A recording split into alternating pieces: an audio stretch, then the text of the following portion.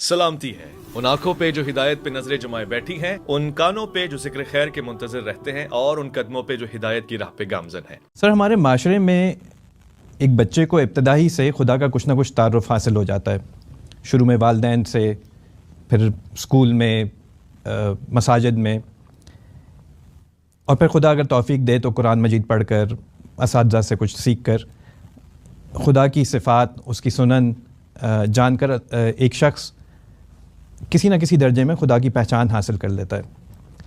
مگر اس کے برعکس شیطان کے حوالے سے یہ کام نہیں ہوتا۔ اکثر ہمیں یہ نہیں پتہ ہوتا کہ شیطان کون ہے، وہ ہمارے ساتھ کیسے معاملات کرتا ہے، اس کی کیا حدود ہیں۔ ہم اس بات کا کیسے تعین کریں کہ آیا کہ کوئی کام ہم اپنے خواہشات، جذبات کی رو میں بہہ کر رہے ہیں، یا شیطان کی اس میں کوئی در اندازی ہے۔ اور چونکہ ہم یہ چیزیں نہیں جانتے تو اس سے کچھ مسکنسیپشنز کریٹ ہوتے ہیں ہمارے ذہنوں میں، اور جب ہمیں یہی نہیں پتہ ہوتا کہ ہمارے مد مقابل کون ہے تو ہم اس کا مقابلہ بھی درست طریقے سے نہیں کر پاتے۔ تو میں یہ چاہتا ہوں کہ آج آپ شیطان کے حوالے سے کچھ گفتگو کر کے اس کا ہمیں کچھ تعارف دیں۔ لفظ شیطان ایک اسم صفت ہے، یعنی یہ کسی خاص شخص یا خاص مخلوق کا نام نہیں ہے، یہ اسم صفت ہے۔ وہ لوگ جو خدا کے مقابلے میں سرکشی اختیار کر لیں، ان کو عربی زبان میں شیطان بھی کہا جا سکتا ہے اور طاغوت بھی کہا جا سکتا ہے۔ وہ بھی طغیان سے ہے، یہ شیطان ہے۔ تو سرکشی اور تمرد اختیار کرنے والوں کے لیے یہ اسم صفت یا ایک ایڈجیکٹو ہے جو عربی میں استعمال ہوتا ہے۔ ٹھیک ہے۔ تمرد اور سرکشی میں اختیار کروں، آپ کریں، کوئی انسان کرے، کوئی فرشتہ کرے، کوئی جن کرے، سب کے لیے استعمال ہو سکتا ہے، اور قرآن مجید میں استعمال ہوا ہے، سب کے لیے استعمال ہوا ہے۔ تو اس لیے شیطان کو کوئی الگ مخلوق نہیں سمجھنا چاہیے اس طرح سے۔ یہ تو ایک صفت ہے، جس میں بھی پیدا ہو جائے گی اس کو شیطان کہا جا سکتا ہے۔ ہمارے دیہات میں تو گدھے کو بھی کہتے تھے۔ تو اس لیے یہ ایک صفت کا اظہار ہے، وہ آپ کسی کے بارے میں بھی کر سکتے ہیں۔ اب اس کے بعد ابلیس جس کو کہا جاتا ہے، جی، اس کی حقیقت قرآن سے سمجھ لینی چاہیے۔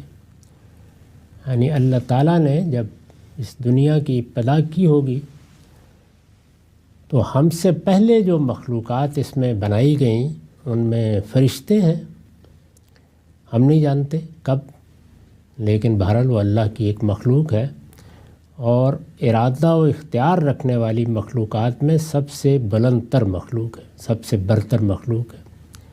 اس کے بعد جنات ہیں، اور جنات بھی اس لحاظ سے برتر ہیں کہ وہ مادے کی جو انرجی کی فارم ہے اس سے بنائے گئے ہیں۔ جیسے فرشتوں کے بارے میں بعض روایتوں سے معلوم ہوتا ہے، خاص طور پر جو قدیم صحائف کی روایتیں ہیں، کہ وہ اسی مادے کی نور کی صورت ہے اس سے بنائے گئے۔ قرآن مجید سے یہ معلوم ہوتا ہے کہ اللہ تعالیٰ کی طرف سے دو چیزیں صادر ہوتی ہیں جس سے تخلیق کا عمل شروع ہو جاتا ہے، ایک قول اور دوسرے روح من ہو۔ تو فرشتے اور روح ہیں۔ ٹھیک ہے۔ بہرحال یہ تینوں مخلوقات اس دنیا میں رہی ہیں، یعنی اس کے بعد انسان بنا دیے گئے۔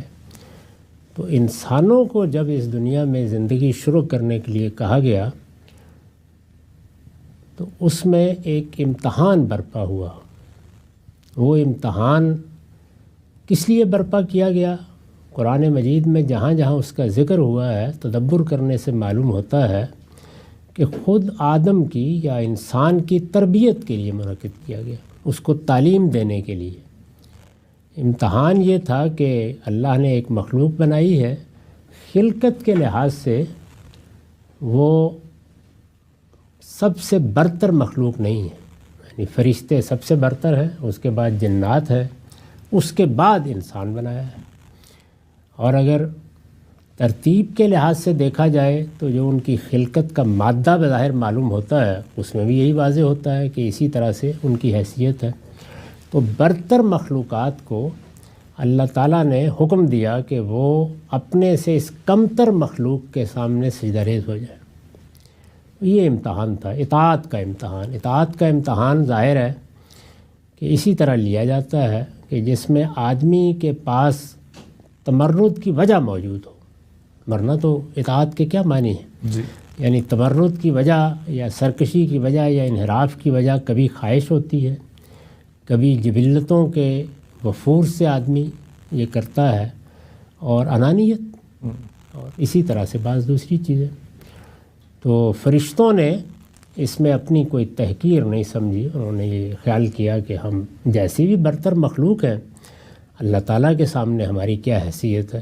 ہمیں یہ کہا گیا ہے وہ کسی اونٹ کے سامنے، کسی مٹی کے ڈھیر کے سامنے کہے تو ہم سجدہ ریز ہو جائیں گے۔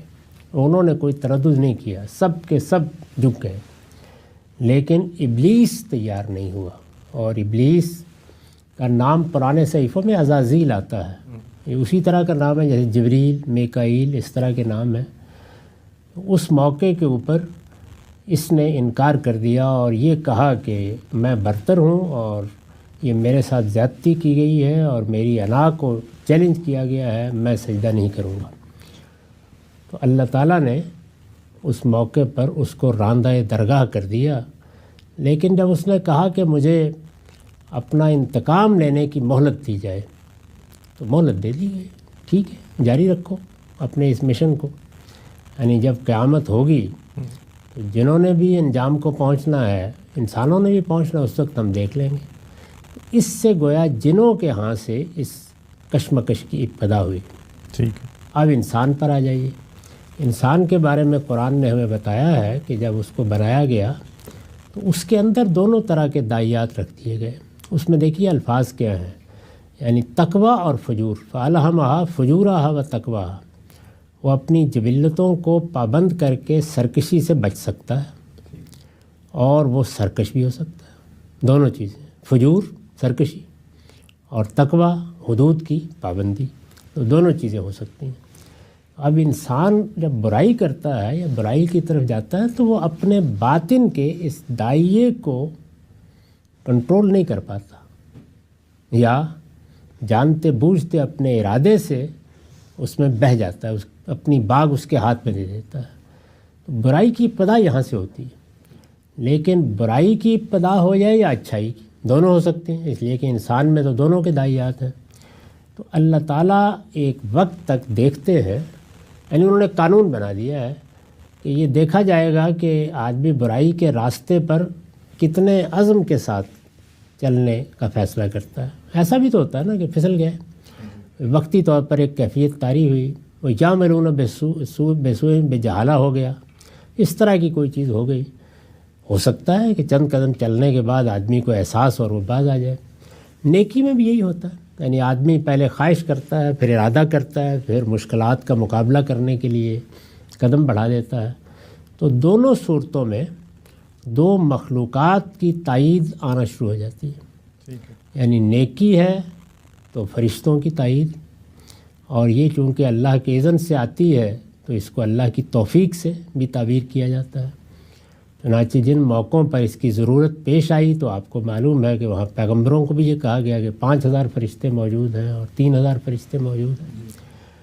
اور اسی طرح سے جس وقت ہم برائی پر جازم ہو جاتے ہیں، ایک وقت ایسا آتا ہے کہ جب خدا سے غفلت ایک جگہ تک پہنچ جاتی ہے تو پھر اللہ تعالیٰ شیاطین کو بھی موقع اذن دے دیتے ہیں کہ اب تم بھی گمراہ کر سکتے ہو۔ اس میں پھر ابلیس اور اس کی ذریت بھی آ کے شامل ہو جاتی ہے۔ ٹھیک ہے، تو اس کو عام طور پر شیطان سے بھی تعبیر کر لیا جاتا ہے، ورنہ قرآن میں شیطان اور طاغوت کے الفاظ شیطان کے لیے یعنی ابلیس کے لیے بھی آئے ہیں۔ ابلیس تو اس کا نام اس کے بعد پڑا جب اللہ کی رحمت سے مایوس ہو گیا، اصل میں نام عزازیل ہی ہے۔